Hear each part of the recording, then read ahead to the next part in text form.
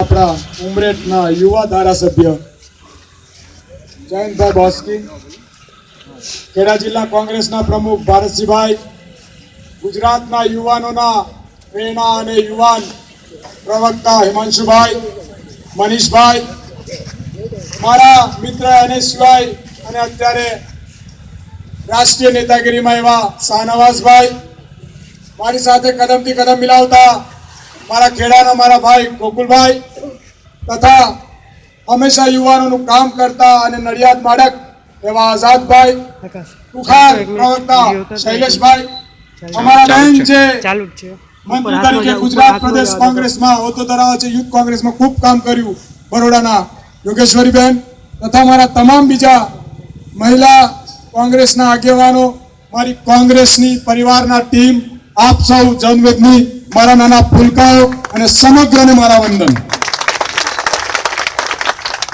મારા પાટીદાર ભાઈઓને જય શ્રી કૃષ્ણ, બ્રાહ્મણ ભાઈઓને હર હર મહાદેવ, મારા મુસ્લિમ ભાઈઓને સલામ વાલેકુમ અને મારા ક્ષત્રિય ભાઈઓને જય માતાજી. રાજુભાઈ, તો જ્યારે આપણે આ ગુજરાતની ધરતી પર વર્ષોથી આલિયા માલિયા જમાલિયાની સરકાર જોઈ રહ્યા છે, જે આ ગુજરાતને વિકાસનો નારો આપી રહ્યા છે, અનામતના આંદોલન ચાલી રહ્યા છે, એમાં કઈ વિપરીત બાબતો પર આ સરકાર વાત કરી રહી છે. હું તો ઘણો નાનો છું, પણ ઇતિહાસ વાંચ્યો છે અને જેમ ગયડાઓ કહેતા હતા એ રીતે જે ખાડો ખોદે ને એ જ ખાડામાં પડે. મારા પાટીદાર ભાઈઓની માંગણી ખોટી નથી.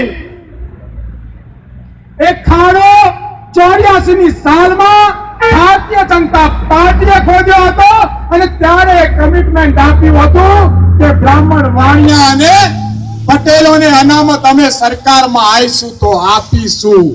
આ આંદોલન છેડ્યું હતું આ ભારતીય જનતા પાર્ટી. આજે જ્યારે એમનો સમય આવ્યો ત્યારે આ આંદોલન એમના કમિટમેન્ટ પૂરું કરવા માટેનું છે, બીજા કશા માટેનું નથી મારા ભાઈઓ, બીજા કશા માટેનું નથી. એ ખાડામાં પડવાની તૈયારીમાં છે. ગટરની લાઈનો ખોદી, ગટરની પાઇપો નાખી, ગટર લાઈસુની વાત કરી, ગટરની જગ્યા પણ હમણાં ત્યાંથી કંટાળીને આવેલા મારા ભાઈ એમને દાનમાં લાવી છે. હું જાણું ત્યાં ખોટી વાત નથી ને મારી, અપાઈ છે. હવે એ ગટરની લાઈન તો નાખી, પણ એ જગ્યામાં પાણી ક્યારે જશે એમને પૂછ્યું છે તમે? બધે બહુ જગ્યાએ પાઇપો નાખી છે, 4 ઇંચ નાની પાઇપ છે, એમાં કરોડોનો ભ્રષ્ટાચાર છે.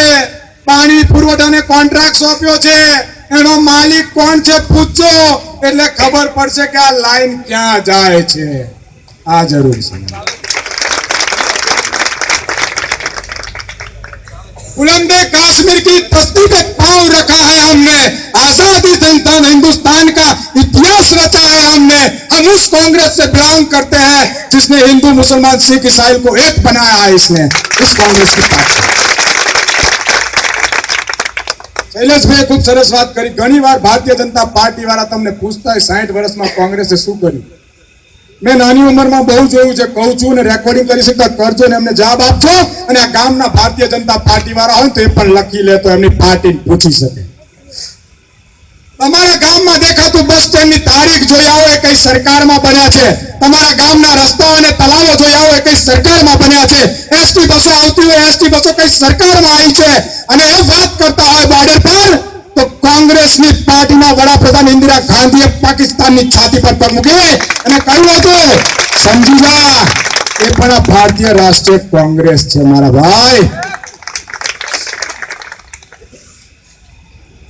उन्होंने क्या दिया वो भी आपको पता है, हमने भी क्या दिया वो भी आपको पता है. आंसू आपको किसने दिए वो भी आपको पता है, और मुस्कान आपको किसने दी वो भी आपको पता है. जवाब देना है 21 तारीख को, बाकी तो सब खुदा को पता है.